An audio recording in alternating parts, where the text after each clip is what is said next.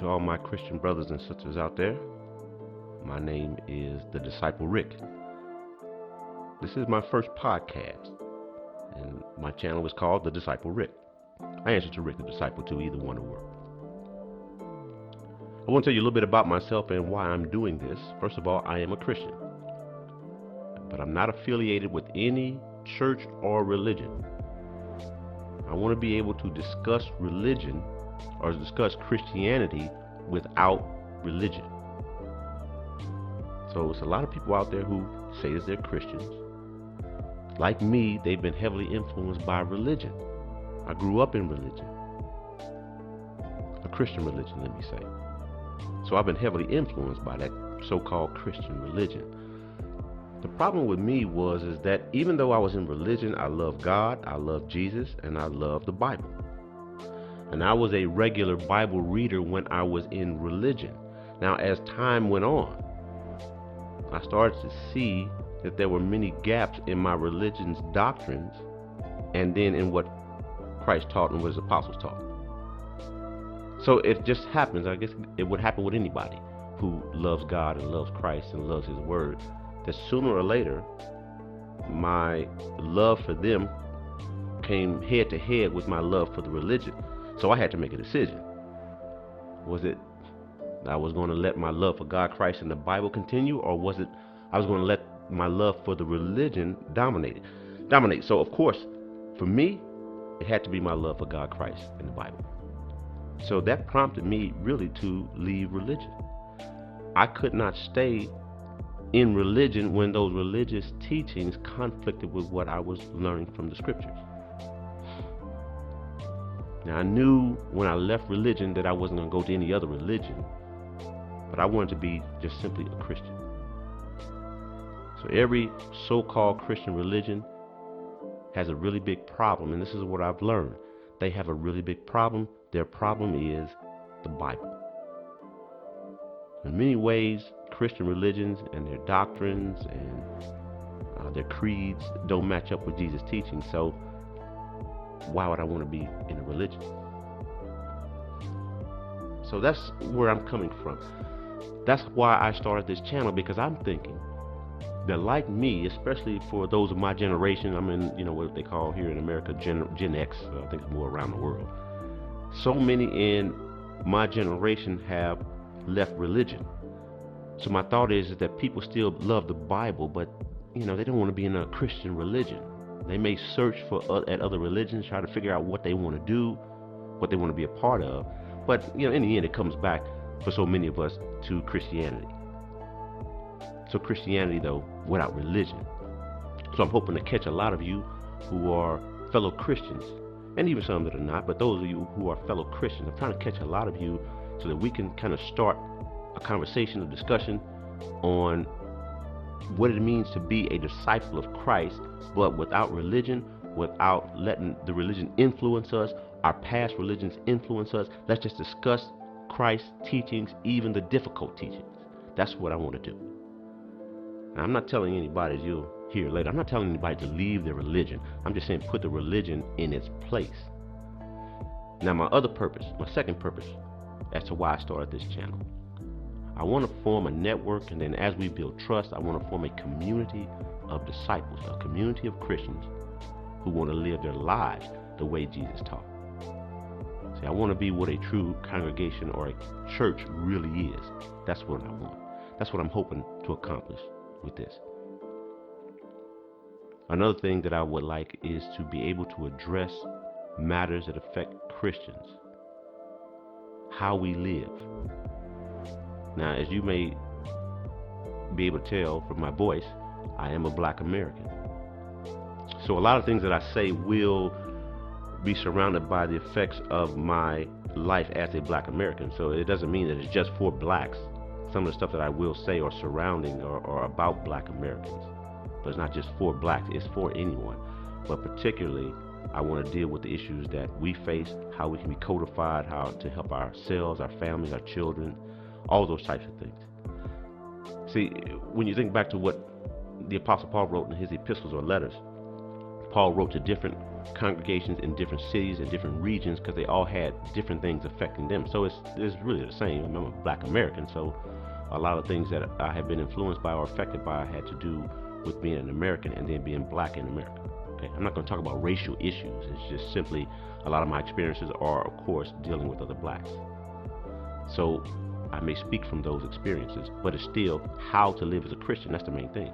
And I'm hoping that later on we can have live stream discussions on the issues that we face or the teachings that Christ taught and what they mean for us. So it's not that I think I got everything figured out. In fact, I don't. I want other people to sit with me and let's talk about these things so we can become a community of Christians and live like Christ taught us to live.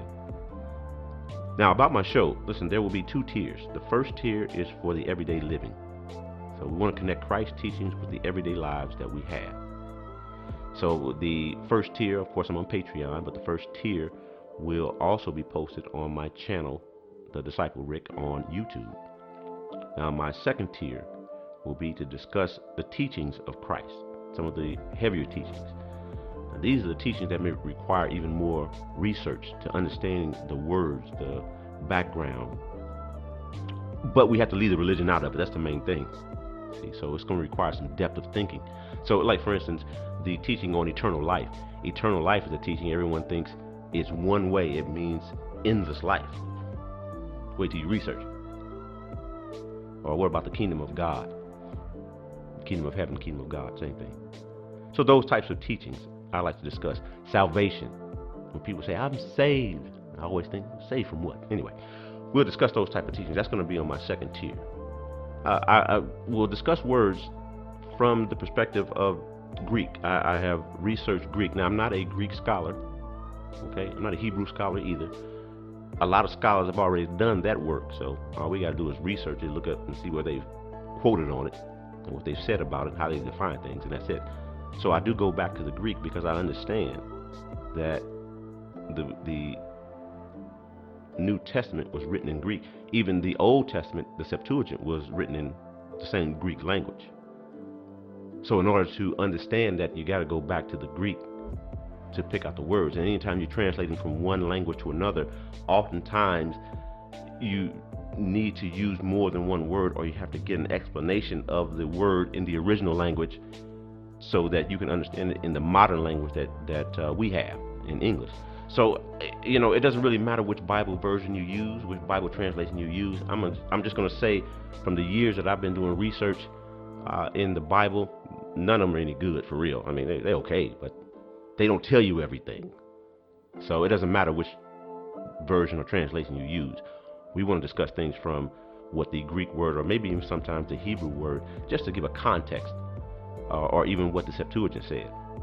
So we'll go back into those things so we can discuss all of that. So that's the purpose of my show. I'm hoping that through these episodes, and the ones who are listening to these episodes, we will be able to hash out Jesus' teachings, how it can affect our lives, how we can be for real Christians. Matter of fact, I got my thing, it's going to be called Real Christians Here, because we're going to be real Christians. We want to do it the way Jesus said to do it, a for real Christian arrangement, not a religious arrangement, because I don't want to be in a religion. I don't want to be responsible for other people other than my family. That's it. That's all I care about. But I do want to share with my Christian brothers and sisters, like Jesus said, see how we can do that in this modern time. So get your Bible, get your Bible app. I'd even tell you, get your Bible Hub app, so we can discuss some things. So let's get into something. So I want to just say, promote the show. Like, share, subscribe.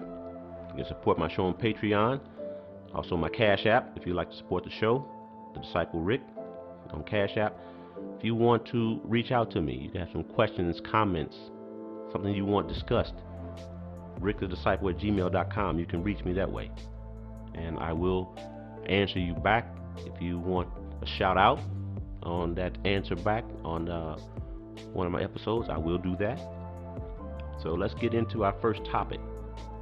So our first topic today is Christians and our religions and churches.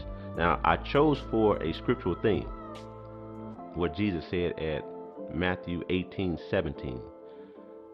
So he basically said, if, however, he ignores them, tell it to the church. Some versions say congregation. If he also ignores the church or congregation, regard him as an unbeliever and a tax collector. That's from the International Standard Version. Church. So when you hear that word, what do you think of? If you're like me, here in America, you think of a religious building. I think pretty much around the world, when you hear church, you're going to think of a religious building. And in that building, you have your religious rites or your religious rituals, the place you go on Sunday to worship God, those types of things, right? One of the things that confused me about it later on is, why do I have to go there? When Jesus didn't talk about many of the rites and rituals, when he discussed the word congregation or church. The Greek word, this is what's interesting, the Greek word that's translated church or congregation, most often church, is ekklesia. Now, why is that interesting? Ekklesia basically means ones called out for a specific purpose. So the way it was used back in the Greek city-states was that the citizens, particularly the males, were called out to come to a place to have an assembly to handle a specific matter or need that was going to be affecting the city-state. This was never religious. When you do research on that word, you'll find that out, that it was never a religious gathering. It changed when Christianity became religious, but ecclesia was never a religious gathering. Now, most of the time when you read the Bible, you're going to see ecclesia translated as church. You know, a lot of people use King James or New King James, American Standard, whatever the case. They're going to see the word church.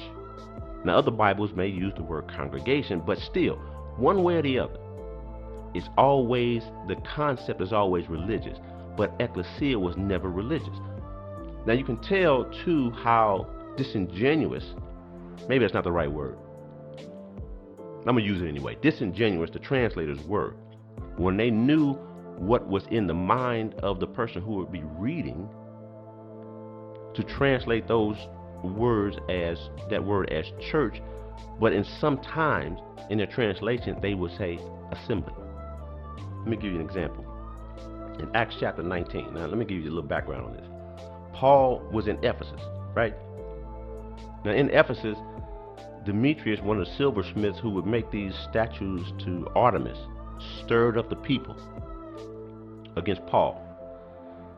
And so what happened, the people in Ephesus got stirred up about whatever Demetrius had started, let me just say that, whatever Demetrius had started, and then they ran into this assembly meeting, and they were shouting, "Great is the goddess Artemis of the Ephesians." All right, I mean, just acting a fool. Big crowd of people were acting a fool.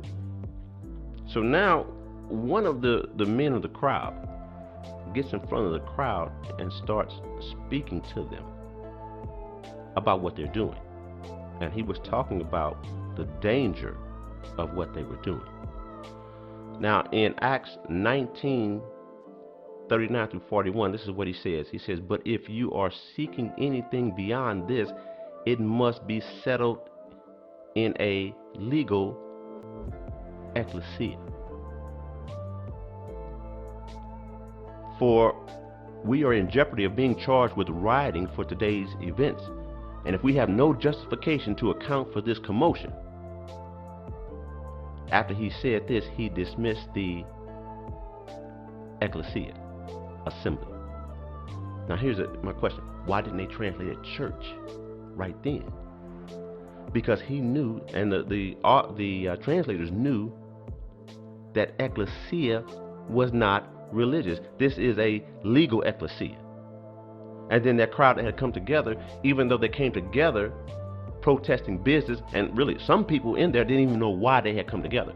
They didn't know why the people were shouting. They just went in there into this assembly shouting, "Great is the goddess Artemis," or whatever they were shouting. They went in there just shouting. But it was still called an ecclesia. He dismissed the ecclesia. They didn't say church right here. They said assembly. And then he gave a qualifying adjective before. He said that things have to be settled in a legal ecclesia, a legal assembly, because ecclesia is not religious. So when you look at all of the times ecclesia is translated in the Bible, it's never referring to a religious gathering. In fact, an ecclesia generally was not a regular occurrence. Now, it could be regular, like I said, you got to handle this in a legal ecclesia, a legal assembly. So that's an irregular occurrence. But it could be an irregular occurrence just if something came up. Then we need to come together in ecclesia, let's discuss the matter, and then we're going to go home. So if it was a regular occurrence, it would have a qualifying adjective in front of it. And in fact, here's the other thing in the Septuagint. They use the word ecclesia for Israelite gatherings. So when they were at Mount Sinai, or when God told them to come together for the different festivals, it was ecclesia. And most of the time it's translated, sometimes congregation, sometimes assembly. But it is translated in that way. It was never translated from a word that meant a religious gathering. Another interesting thing about this is that in ancient Greek, the ancient Greek language, there was a word for a religious gathering of worshipers. It was theasos or theasus. So they had that word there, but they never used it in the scriptures. So why didn't they use it in the scriptures? That's because Christianity was not religious. So when you think of ecclesia, always think of people coming together for a specific purpose to handle a matter, and then once that matter is handled, then they go their separate ways. Let me give you an example of a story my dad told me. My dad used to run a recreation center, and so he was telling me the story about one day when he was down there, and the guys were playing basketball, so he's around watching the guys play. And you know how it is when guys play basketball, people can get intense. One guy can get more intense than the other guy, or whatever. Two guys that just they're competitive, so they get intense.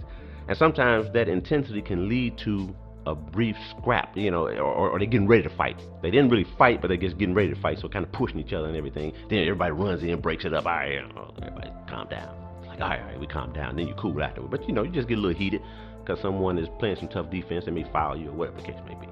Okay. So this is what's going on here at this rec center. There are two guys that are playing each other. They're playing each other pretty tight. They get into this little scrap. They're threatening each other like they're getting ready to start a fight. So everyone comes around. They, hey guys, come on, man. We're just playing basketball. It's all good. We're playing basketball. So one of the guys said, all right. Yeah, you're right. Y'all right. Let's just get back to playing basketball. So he turns around and starts walking away to get himself, back in position, to play basketball. The other guy, though, when he turns his back, he comes behind him and punches him in the back of the head. So the first guy got real mad, and he said, "You MF, I told you everything was cool, and that's how you gonna do me?" So the guy walks over to his bag and gets out a gun, pulls out his gun. And my dad said everybody froze. It's like, oh my God, there's about to be a murder up in here. And so he walks up to him, and he's still mad, right? He puts the gun up to his head. So my dad is pleading with him, like, man, please don't kill this guy in here. Don't do this. My dad's really pleading with him. All the other guys too are pleading with this guy not to do this. But everybody's froze, because this dude's got to pull this gun out. So he's got the gun like literally up to the guy's head, and the guy just froze. Now, okay, he said that he was already sweating from playing, but then his sweat turned different. It turned to a cold sweat because he was in fear of his life. And so the guy's still mad. The guy holding the gun is still mad.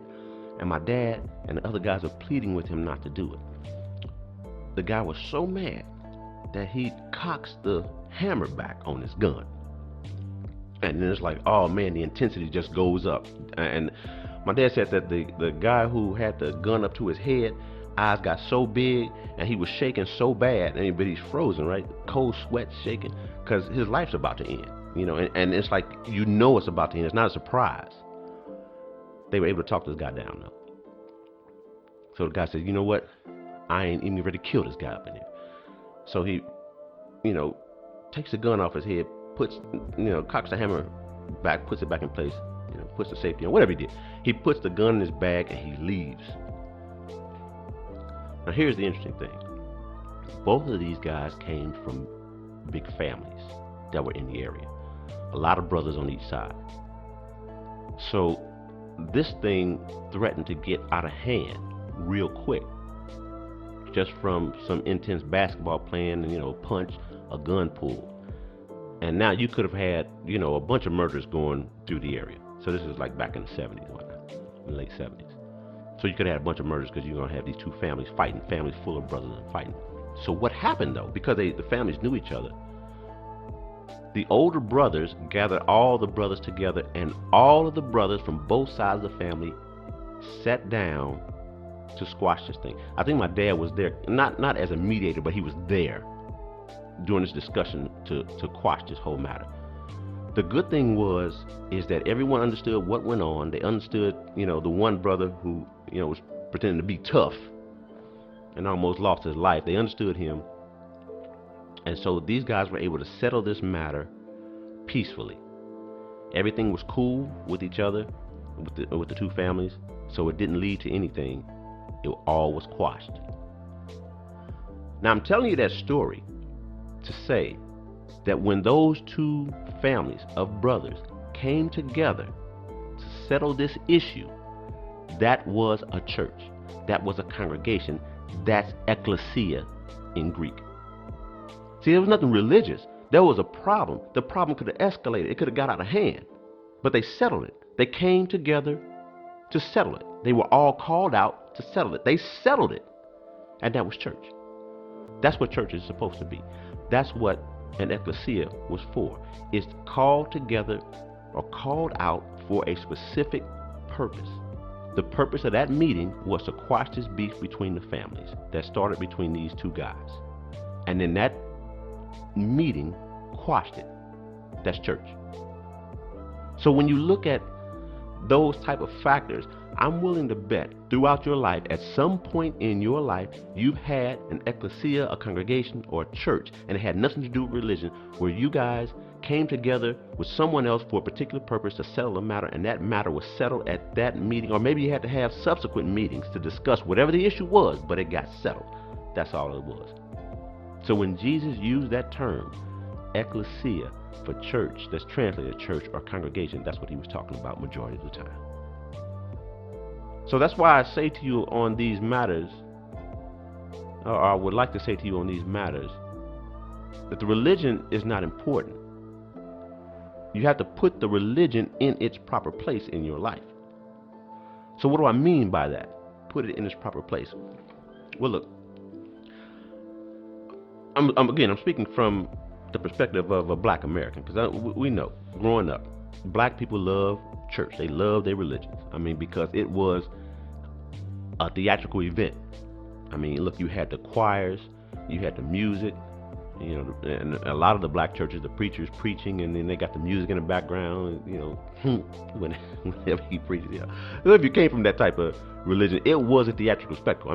For real, it was. And quite frankly, a lot of those people just can flat out sing. That music sounds good. I remember when I was young and The Color Purple came out, and for whatever reason, that song, God Is Trying to Tell You Something, that song just stuck in my head since the movie came out, since I first saw it. I just love that song, God's Trying to Tell You Something. And I always joke with people, and I'll say, sing God's Trying to Tell You Something, whenever it just lightened the mood. But it was just a beautiful song. I just thought it was, because quite frankly, they can sing.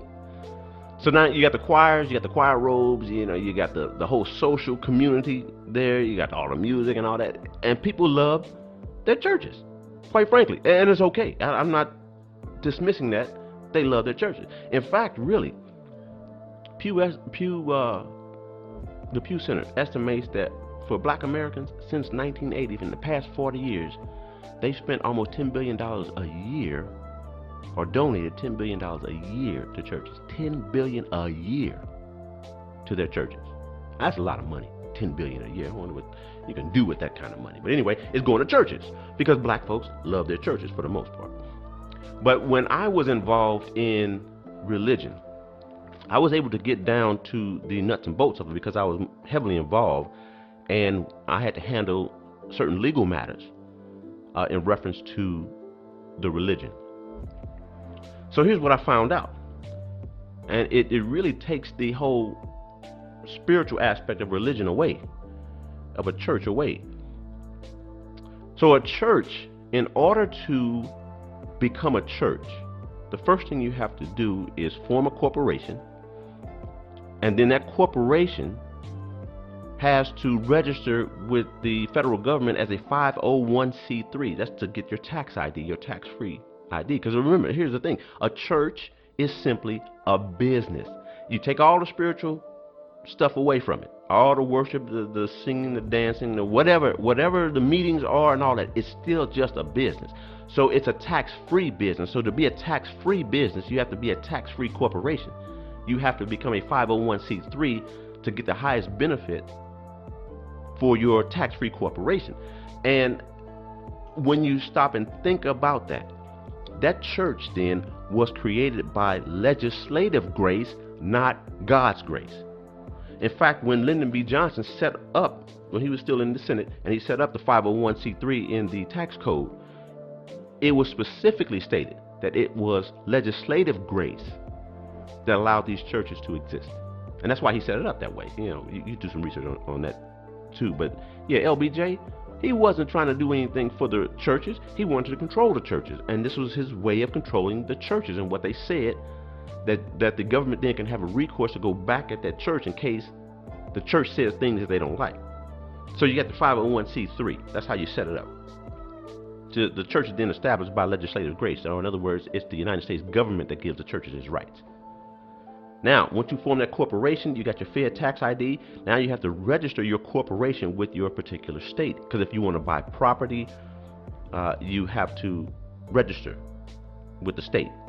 So now it's a corporation again. So a corporation has to have a charter, has to have bylaws, it has to have officers. These are all legal matters. These are not religious matters. These are legal matters. So you've got all of that. Now, if the corporation has its registered with the state, you got your registered agent. Now the corporation can go and buy land tax-free. It can buy buildings or build buildings tax-free. It can have vehicles, equipment, pay salaries, pay bills. All of this stuff tax-free. Why? Because it's a tax-free business. And like any business, if the business wants to stay around, the business has to appeal to its customers. So whatever it has to do to appeal customers so that it can take in its money to pay salaries, pay bills, and to buy anything, they'll do it. So that's why the churches have surrendered much of their moral authority. Why? Because if they keep that moral authority, they're going to lose customers. And the real deal is that people will not go to church, or they will not go or donate to a church if they don't get what they want. If they don't hear what they want from that church, they're going to stop going. See, the church has got to get you to come off your money, because that's how they have to exist, by your money. It's a business like any other business. It has to appeal to customers to get the money so the business can continue to operate. It's just that simple. It's not that difficult of a concept. It may be hard to understand that religion is a business, but hey, quite frankly, it's a business. So think about the black church. Again, I'm just sticking with the black church, but it's a lot of churches. The black church now, the largest customer base for the black church are black women. Right now, 47% of black people attend church once a week. 47%. And of that group, majority, the overwhelming majority of those who attend church are women. That's from Pew Research. So when you stop and think about that, brothers and sisters, churches are appealing to customers. They got to get their customers to come. They got to get their customers to donate. Everything behind the sermons is to get you to come off your money so that business can continue to operate. And to show you how smooth they are is that they will get the people there to work for free, to volunteer, working for free. You got a job that pays you, let's just say, you got a job that pays you $30 an hour, but you go to church and work for free. See, because the people believe they're working for free, but they actually think they're going to get God's blessing. That blessing from God is going to come somehow through the church, right? So you go there to worship. You work for free for them. Many of the people will volunteer, and then they require you to donate. Now, just stop and think about that. Give your money and donate to that business. And then come do something for the business for free. That's a good business model. Well, I ain't gonna say good because they lost more than half of their customers. I don't know how good that is. But anyway, that's what a church is. You strip it down to what it really is. You get rid of the showmanship and all of that. It's just a business that appeals to customers and it needs money to operate. So it has to appeal to the customers to come up off of the money so they can continue to operate. But let's contrast that with what Jesus set up, because this is what we're really talking about. What did Jesus want for the ecclesia, the church, the congregation?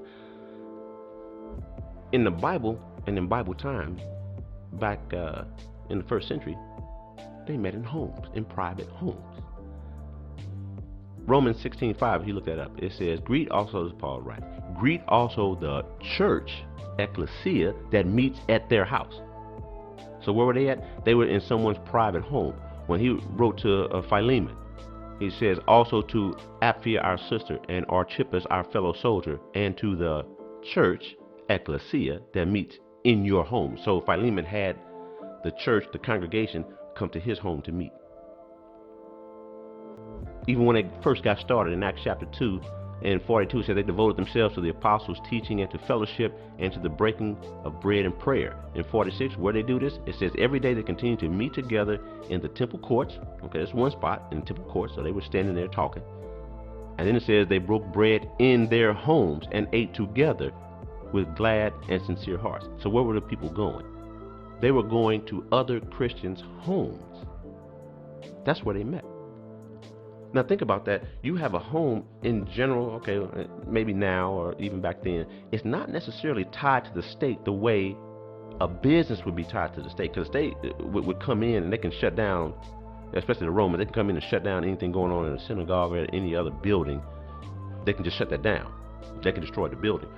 Most generally, they're not going to destroy a person's home unless it was something serious. I mean, you're in war or something like that. Okay, cool. But that shows you that Christians were not tied in any way to the state. They can meet in a person's home, and if one person's home something happened, they can go meet at another person's home if they allowed them to come together. And what they would do, the Christians would do, was when they would go to someone's home, to their private home, for whatever the meeting was about, they would just give a donation to the homeowner, because now you in there in his home, you're meeting for the purpose. Just give him a little bit of money, because he gave up his home for that. So there's nothing wrong with that. That's actually what the Christians did. They didn't meet in a separate building to come together as Christians. There was no church. In fact, the church was described as the group of Christians. Where they met did not matter. They met in the home. But that's what they did privately. They did it in private homes. So whatever the occasion was, that's when you come together. It wasn't a regular occasion. It had to be something necessary. So let's say, one of the apostles wrote a letter. All right, well, we're going to meet together. Let's read the letter from the apostle. Okay, great. So think about that. Once you stop and think about it, this is what we discussed so far. The Christians back then in the first century, they were Christians. They were different than everybody else. They were following Jesus' teachings. They were following the teachings that he gave to the apostles, and the apostles then taught to everyone else. When they met together, they would meet together in someone's home to discuss whatever the matter was. Now, and of course, you can understand back when it was first starting, they may have had more regular meetings because there had to be some confirmation of the teachings or an understanding given of what Christ had done. Maybe you did some research. We can just later. They had to do a bit of research and discussion from the Old Testament to give a context or sometimes the principle upon which Christ had taught them. And then that way the newer disciples could learn all the things that Christ had taught to the apostles and the disciples that were with him. So that's what a ecclesia was. It was just people coming together for a specific purpose. So if you bring that forward to today, you got to ask this question: where does the church, the religion, wherever you attend or whatever we've been a part of, where does that fit in our relationship with God? Because that's what it comes down to. It's all about our relationship with God, right? I mean, because that's what it was for me. It was my love for God, Christ, and the Bible. And I think that's what it is for most Christians. People who really want to be Christians know that they have a relationship with God. That relationship is through Christ. We get Christ's teachings in the Bible. Now here's a scripture that when I'm talking to people, I've been invited to people's churches and stuff. You know, people want to tell me, "Oh yeah, you should come here," or some people want to come to your house and talk to you about their church or their religion. Anyway, John 14:6. This is the scripture that really would always shake me when I read it. Jesus answered, "I am the way and the truth and the life. No one comes to the Father except through me." I mean, that scripture should just shake every person who calls himself a Christian to the core. No one comes to the Father except through me. What does that mean? That means it's God, Jesus, me.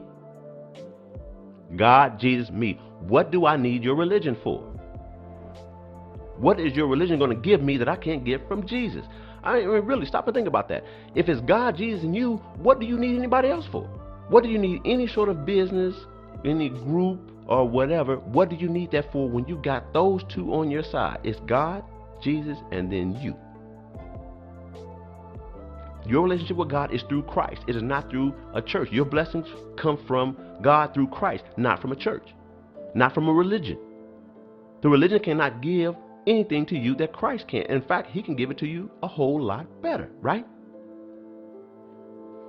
I was talking with one person. I had to break this one, another scripture. I broke that scripture out on them. And they're like, "Yeah, but you can come and because you can be around fellow Christians that can help you. If you need something." I had to break this one out on them.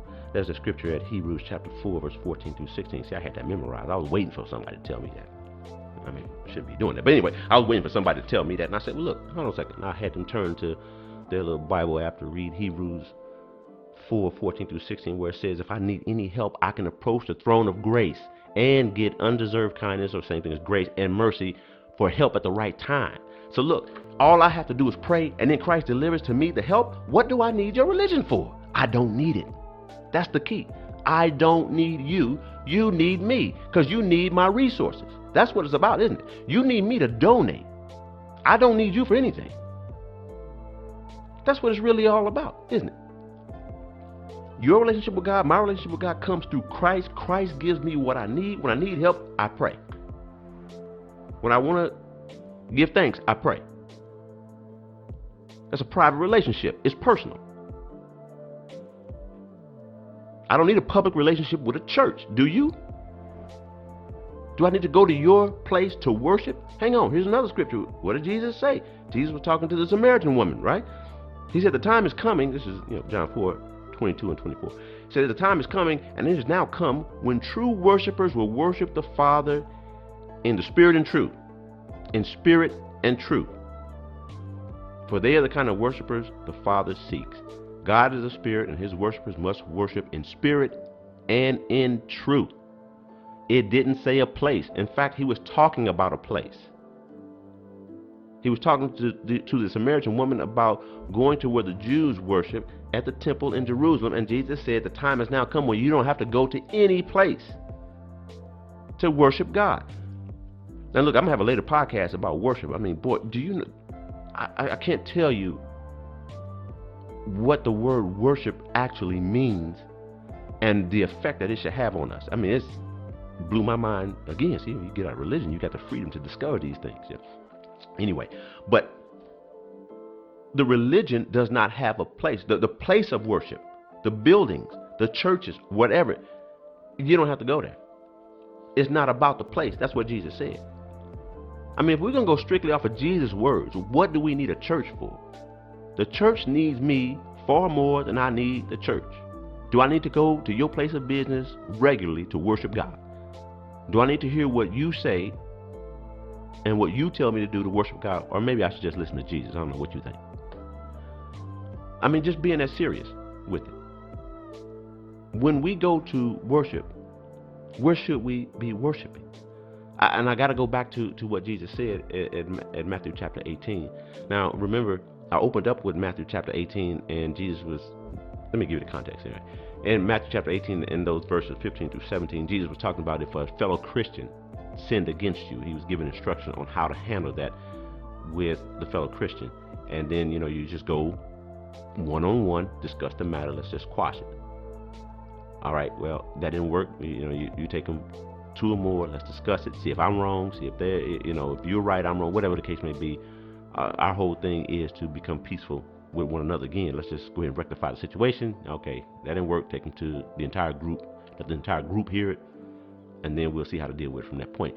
So Jesus continued in Matthew chapter 18, verse 18. He continued in that vein. He was talking about what's binding and loosing. And the reason why he used those terms, binding and loosing, because that was something that the Pharisees often talked about binding and loosing things. So, anyway, that's not the important part. The important part of what Jesus was saying was that if two people, two Christians on earth meet and agree concerning anything of importance, it will take place for them on account of my Father who's in the heavens. And then he said these words, for where there are two or three gathered in my name, I am there. I'm with them. Now think about that. Just when you stop and think about it. Two or three gathered. I'm there with them. It's a matter of importance. It's a matter of importance to you. To you two people. Now you stop and think about how deep that goes.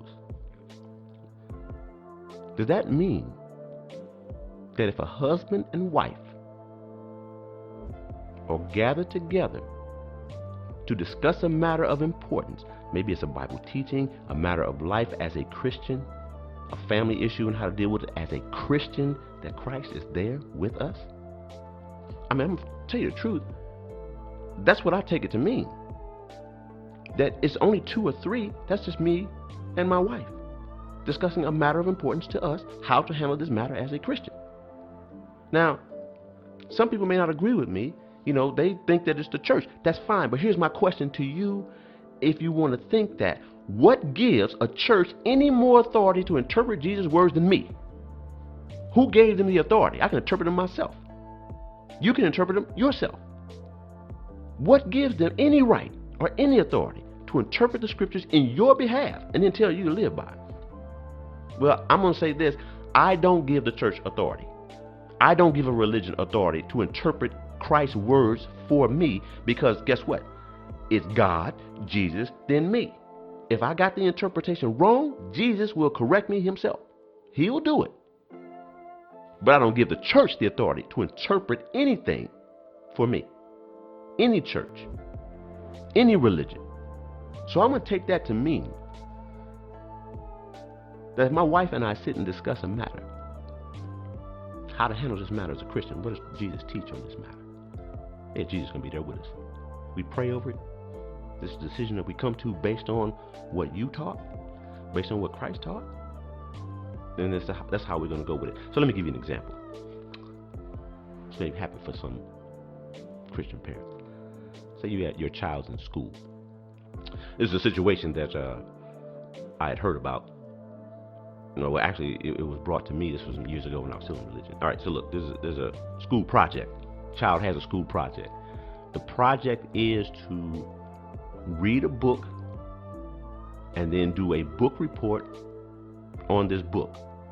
Everyone in the class has this assignment. All right. Now you get the book.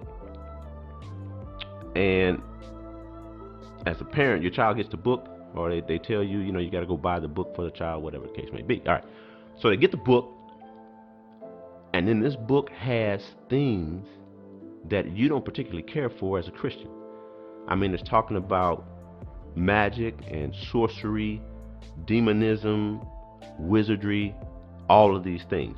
Now, and as a Christian, you don't feel that is appropriate for your child, especially at that age, especially how they're analyzing this book. Now, I'm not saying that it's inappropriate completely for Christians. I'm simply saying that you and your wife, or you and your husband, sit down and discuss this book, and you all decide that as Christians, especially for your child and of that age, they have these wizard and sorcery books and all that for young children. But you all decide that at your child's age, this is inappropriate. It's an inappropriate thing for them to be discussing because they don't have the maturity to know about these things. And it's your responsibility as a parent to teach your child, not for them to learn it through some fictitious book. Okay, so you all decide that, or you're going to sit down and discuss it. So you sit down and discuss this, and you come up to that decision that your child is not going to be able to handle this assignment. And you're going to let the school know, let the class know, if she got to take the F, or he or she got to take the F, so what? They just take the F. It's no big deal to you. It's just a school assignment. I just take the 0. That's what you all decide for your child. But you all have decided this based on Christ's teachings. Is anything wrong with that? You discussed a matter of importance. You discussed it reflecting on and discussing Christ's teachings. And Jesus said that when you do that, I am there with you. You made your decision based on Jesus' teachings. Jesus says, I am there with you. Is that what he meant about it's not about the place? That you can do your gathering, your Christian congregation, your church is a 2 or 3 gathered to discuss a matter about life as Christians using Christ's teachings. Is that what he meant? I'm going to tell you, brothers and sisters, that's what I take it to mean. So my worship begins at home. My worship is at home. It's with my family. I don't need to go to some church to tell me what's appropriate for my family or not. I don't need a church to tell me what Jesus taught. I can read that for myself. It's right there in the scriptures.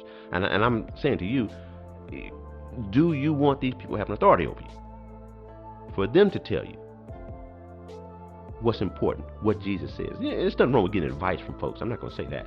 I'm just saying the level of control in your life that they can have, that they can exercise, is that something that you want to allow?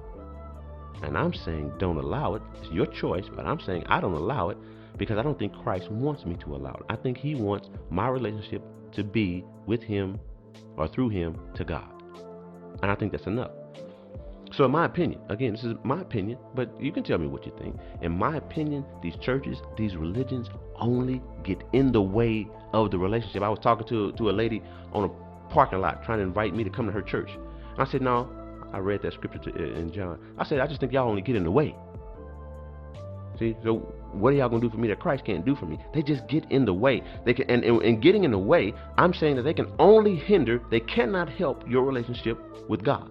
Because only Christ can. If it's you, God, and Christ, no one's in the way, then that's just between the 3 of you guys. And of course, Christ is going to give us what we need, right? So why do you need the church? They only get in the way. They only hinder you. And it gets worse. I'm going to tell you, it gets worse. It's a bigger hindrance when the church then sets up religious laws for you to follow. You have to follow their laws on religion.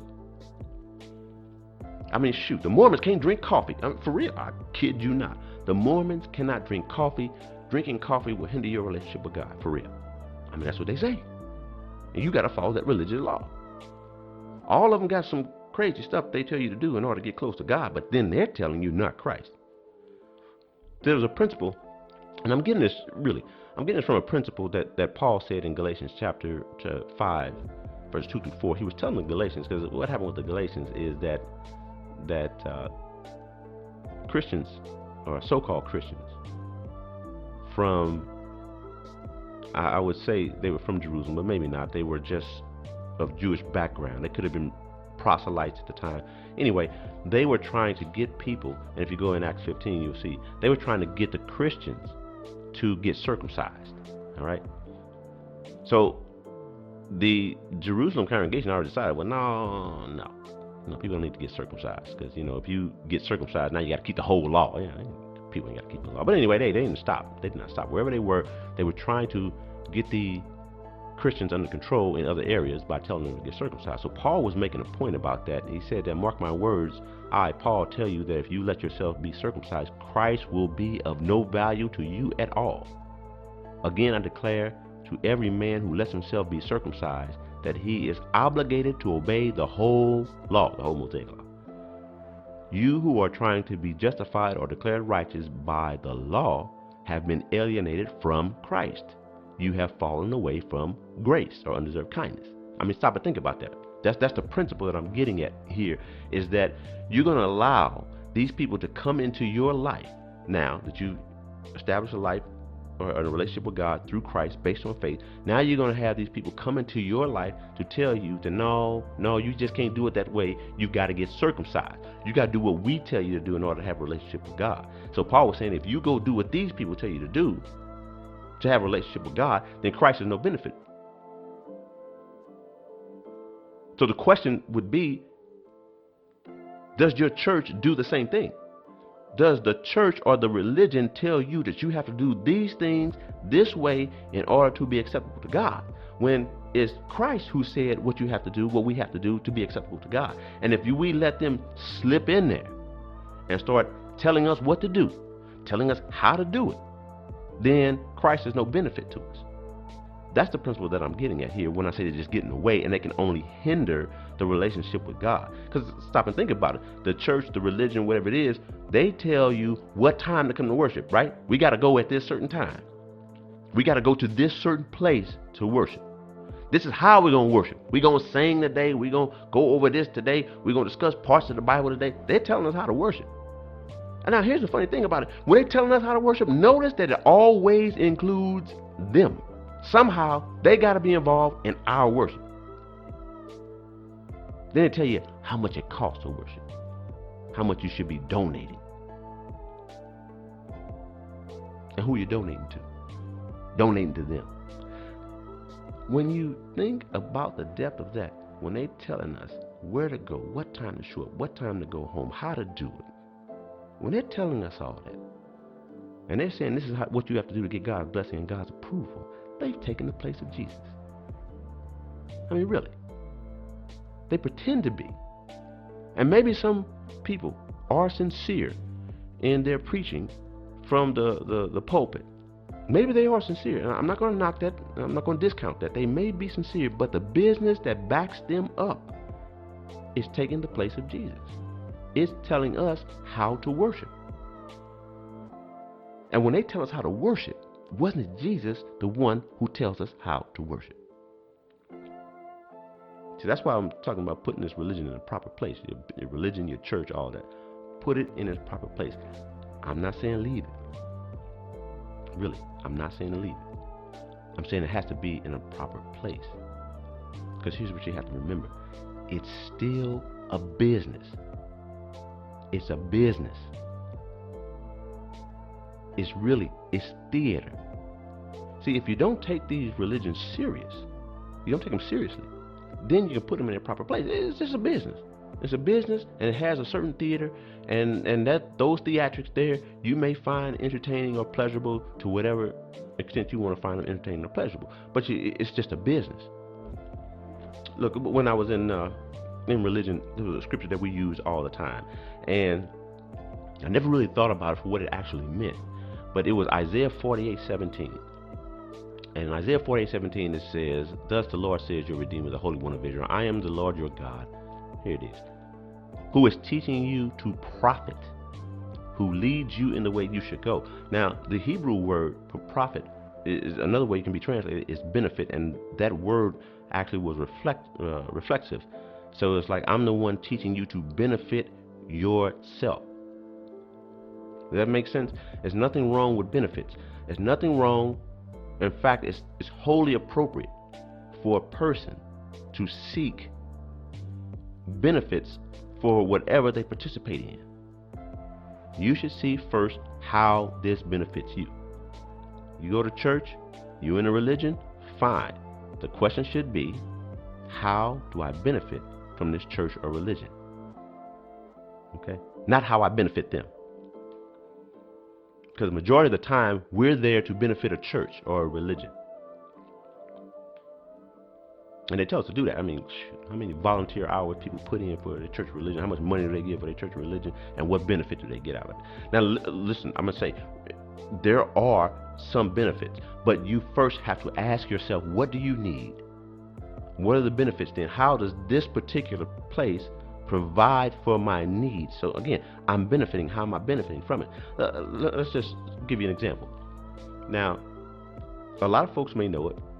It's happening all through this country. but it's the hardest hit are Black Americans in terms of the family. So a lot of young men, young black men, haven't grown up knowing who their father was or having any sort of fatherly experience. Okay, there were no uncles and all that around them. So they didn't even see any appropriate example of what a father was, what a husband was to be. They didn't see black men and black families together. Okay, so look, there's a religion out there that's pretty stringent on the rules of marriage. I mean, they all about marriage. They ain't talking about dating. They ain't, having sex outside of marriage and all. The Jehovah's Witnesses are one, and they're strict on that. Okay, it's a Christian religion, so-called Christian religion. All right. So that young black man may say, okay, well, look, I need to see and experience what a black family is like. A husband and a wife, a father and a mother. And this particular religion shows that. I see black people progressive, or I see black people doing things within the church, whatever the case may be. And I need that experience because I never had that experience growing up. I'm going to join this religion. Hey, look, he's benefiting.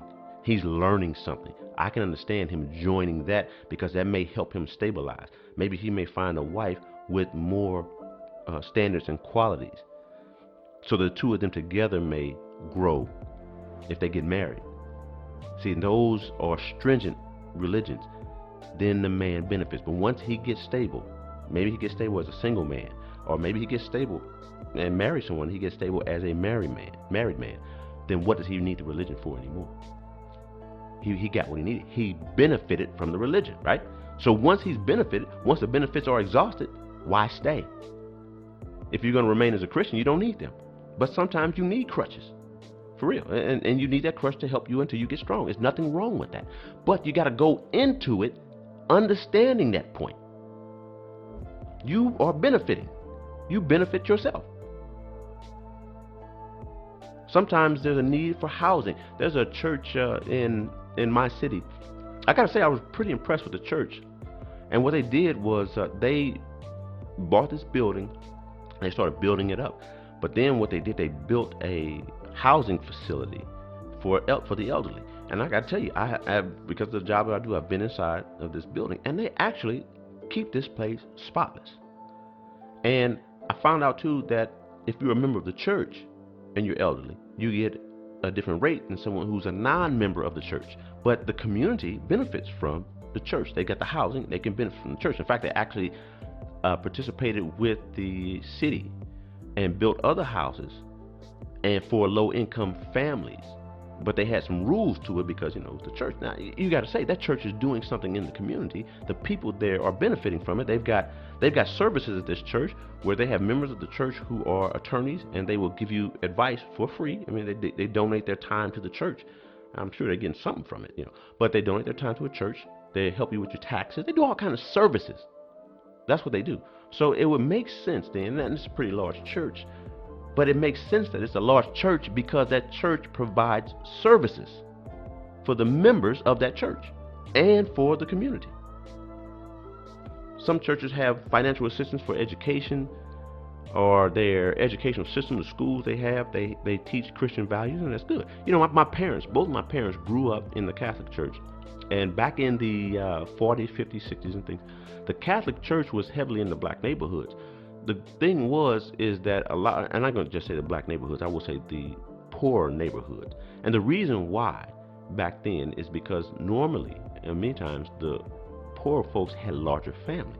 So they would have, 7, 8, 9 kids. But the cool thing is that when the first child attended, and if you were a member of the church, if they attended one of the Catholic schools, then the next child coming up, both children would get a discount on tuition. And the more children that you put into the Catholic school system, the higher the tuition discounts. So a lot of the black children during that time period went to the Catholic schools. In fact, they would give scholarships to go to the Catholic high schools after that, and then you can get scholarships to go to a Catholic college. So a lot of blacks back in those times were Catholics because of the educational benefits. What's funny, a story was told to me by about my grandmother, and My grandmother was a pistol, I got to tell you. And so my dad, my grandmother bought him some shoes. And because, back then they didn't want you wore dress shoes regularly, my grandmother had taps put on his shoes. So, you can imagine a kid walking with taps on his shoes to prevent the soles from wearing out. So it's clickety clack, clickety clack. And so my the nun, I think my dad was like 8 or 9 or something like that. And so the nun heard this clickety clack in the school. So she goes and takes my dad's shoes and removes the taps on them. My dad comes home and my grandmother finds that there are no taps on his shoes. She wants to find out what happened, and he says that this particular nun took them off because they were making too much noise. So my grandmother went up to the school and cursed that nun out. I mean, boy, they was clutching pearls, dropping Bibles and everything, because she was a pistol. And it was just surprising. And the reason why I'm telling this story is because I had great respect for what she did. And one of her sisters, my aunt, my great aunt, was the one who told me the story. She was the youngest. And she was just so surprised that my grandmother would go up there and curse out a nun. And my grandmother told her, she said, my grandmother told her, look here, that woman ain't nobody. She's affecting my money. And when you affect my money, I'm going to have a problem with you. And I just love that story. That was just a great story, because that nun wasn't anyone of importance to her. No matter what religion it was, it didn't matter if she had on a robe or whatever. When you affecting my money, she said, then I got a problem with you. And she let that nun know. And what happened? My dad went back to school with them taps on his shoes, and it was clickety clackety, and that nun didn't do anything but be upset about it. That's all she could do. Boy, I love that story. But anyway, I'm just telling the story to say that is a reason to join a religion. You get benefits from it for you and your family. But like my grandmother, she had their religion in its proper place. It did not exercise any authority over her life. When it affected her money, she let that lady know, you don't touch my money. She didn't want to go spending, a lot of money on shoes because it was something regular and they would wear out. No, you mess with my money, you better start clutching them pearls. Don't let me have to come back up here. Anyway, that's just a funny story. But the point is that you benefit from the church. The church does not benefit from you unless they provide a service that you benefit from. Youth activities, outreach programs for the community, stuff like that. That's the reason you can join a church. But again, it's just theater. It's just a business. Funny story, a lot of times we, as black folks do, we won't stand up for ourselves when it comes to a business. We'll just let a business mistreat us. They come into our neighborhoods and mistreat us. Same thing with a church, different. I respect that out of my grandmother. My father was like that too. You weren't going to disrespect him, especially a business. No, he's going to contact the manager. He's going to contact the owner. He will take it as far as it needs to go, because I'm there to benefit the business. You need my money to stay viable, to stay active. So it's the same way with your church. Church needs your money to stay active. Anyway, another point I want to make about a church, about the churches, when it's in its proper place, they want us to volunteer. And I grew up in a church where it was a lot of volunteerism, and as I learned as I got older, I never benefited from the volunteerism. The volunteerism was on behalf of the religion. They benefited from all my hard work, and I didn't get a dime. And I think a lot of people get that. That happens with a lot of us. Is that we're working for the religion, but the religion isn't giving to us. We can be working for a non-for-profit, volunteering our time, and the non-for-profit ain't working for us. We ain't getting paid for our time. We putting forth all this effort, and then they're benefiting, and we don't get a dime? Really? We think that's proper? No, it's not. It's not for a Christian. Listen, let me say it this way. We're God's children as Christians. God does not want his children subservient to anyone but him. God himself offers benefits. Look, Galatians 4:6-7, he says, and because we are his children, God has sent forth the Spirit of his Son into our hearts, prompting us to call out, Abba, Father. Check this out. Now we are no longer a slave, but God's own child. And since You are his child. He has made you an heir. I don't work for free. I slave for my family, but I don't work for free. It's one reason I had to leave religion. They benefiting off of my hard work, and I really saw that. One of the things that shook me is like I had done all this work, organized. I basically had organized something for them nationwide. I did it for free. I did all of that work, and then they brought in all their incompetence to run it. I'm up here working like a slave, for real. Using my free time for them, organizing something for them, and then they bring in a bunch of incompetent people to run it. But I was a slave. No, I took on my Christian identity, and I don't work for free. Only slaves work for free. God offered me a benefit of being an heir, or in other words, an inheritance. It's not just the stuff that he gives to me now. That's a lot of benefits. The stuff that I get now as being a Christian, but then I get an inheritance? Oh, yeah. So God does not want us working for free. That's what he said back in Isaiah. No, benefit yourself. I'm going to teach you how to do it. They were going into captivity. The thing was that they were going into captivity into Babylon. It was no doubt. In Isaiah's time, God was telling them, you all have gotten so bad, this is what I got to do, but still, while you're there, I'm going to teach you how to benefit yourself. While you're in captivity, I'm going to teach you how to benefit yourself. And the reason that you benefit yourself is because I'm going to bring you back to this place, so you're going to need wealth and resources to pass on to your children, so that when they come back to this place, they can get their lives started. When they come back to Judea, the Judean region, they can get their lives started again. So it's to benefit yourself. So it's the same thing with us nowadays. God does not want subservience for his children. We don't have to be subservient to anyone. We live in a country right now that provides us a lot of freedoms, and that's good. And using those freedoms when it comes to things surrounding us, the things that we want to bring into our life, into our lives, we should make sure that we benefit from whatever we bring into our lives. There should be no subservience to anything, including and especially a religion or a church. And when you stop and think about it, isn't that really, you got to stop and think about it. Slow yourself down and think about this. Isn't that what the companies in which we work for do? They don't expect subservience. They actually pay, and some of them pay great salaries because they're trying to recruit top talent. And really, a lot of companies will offer competitive salary packages. It's not just how much you make an hour. Sometimes they have a better package as opposed to your salary, or even if it's a wage, they just have a better package that you may get from this company or from another. So for instance, they'll have his salary in there, but they don't talk about the 401k contribution. Some companies will give 3%. Some companies will give 2% on the 401k contribution. So they may give you a higher salary, but then they're going to lower the 401k contribution. But then of course they have the benefits, the rest of the benefits package. It could be your health benefits for eyesight, medical, and it's a great offer. So the company is taking the lion's share. They got a great deal with another insurance company, and they're taking the lion's share of the insurance payments.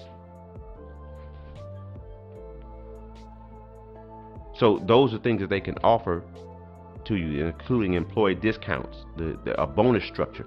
You may like that particular bonus structure, where they may be offering up to this certain amount, where other companies may not give you more than, let's say, 10% bonus. All right, but this company will do that. Tuition reimbursement, that's another thing. So look, it's a benefits package. It's a salary package that you get, and it's a competitive salary package. They're comparing what you pay or what they pay to what someone else pays, so now you can make a good decision as to where you're going to do your work or where you're going to accept employment.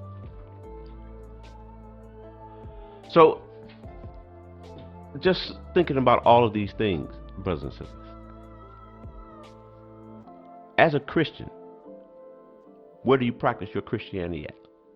Is it at your church, or is it at home? Is it at your religion, your place of worship, or a place of worship, or is it in your life? my contingency is from just studying the word ecclesia, just to start from there, that being a Christian has nothing to do with going to a place of worship. That an ecclesia, a congregation slash church, however they want to translate it, is not about a religious gathering. It's a gathering of necessity to handle a particular matter. And in fact, if you're going to meet as Christians, meet in private homes, not in a building that you have to now become a business and get involved with the state. The state can dissolve at any time because you have to be a corporation, and the corporation can be dissolved. You know, don't even get off into all of that. Meet in a private home, not a religious building. There's no rituals to the worship. Worship can be done at home. That's it. My relationship with God is through Christ alone. I obey Christ's teachings in order to have a relationship with God. I don't obey a religion. I don't need a religion. I don't care anything about their teachings, because that has no effect on my relationship with God unless I allow it to. So I put any religion in its proper place. If I'm going to be a member of the religion, I'm going to make sure I benefit, and they better come with some benefits, because I've done all my own study, my own research in order to grow closer to God, to understand His Word, to understand Christ's teaching. And now I'm coming with benefits on my own. You want them, you pay me. And let me say, quite frankly, I don't want to go there. It's just me. It's just now. It's just where I stand now in my life. So tell me what you think. I'd like to hear from you. Reach out to me, rickthedisciple@gmail.com. Support the show. Like, share, and subscribe. Support me on Patreon at Rick the Disciple on Patreon. Support me Cash App, The Disciple Rick on Cash App. Let me know what you think about this. I'd love to hear from you. So listen, my next discussion I will have out really very soon. I'm going to talk about ecclesia again, but then I'm going to talk about the purpose of a Christian gathering. This will be interesting, because you go to a church. What's the purpose? They call it a religious gathering. It's a religious gathering. All right, cool. But the purpose of a Christian gathering, what are you gathering together for? I think when we look at the Bible and see what that has to say, it will surprise a lot of people. So this is Rick the Disciple. I'm signing off. I look forward to hearing from you. Until next time, may God be with you. Take care.